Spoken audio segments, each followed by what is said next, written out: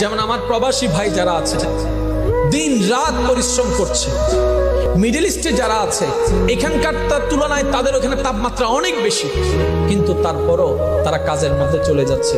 ঘুমের ঠিক নাই, খাবারের ঠিক নাই, রোদ, মারাত্মক রোদ, শরীর তো কভার দেয় না, হাজার হলো তো মানুষ।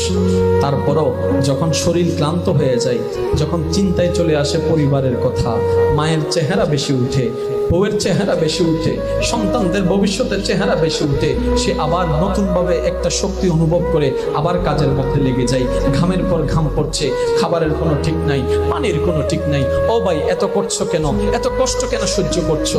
আমার যুবক ভাই, আমার সে প্রবাসী ভাই বলবে, আমি যদি কষ্ট করার কারণে, একজনের ত্যাগের কারণে যদি 5 জনের মুখে হাসি ফুটে, এটাই আমার জন্য পাওয়া, এটাই আমার জন্য পাওয়া, আমার জন্য পাওয়া।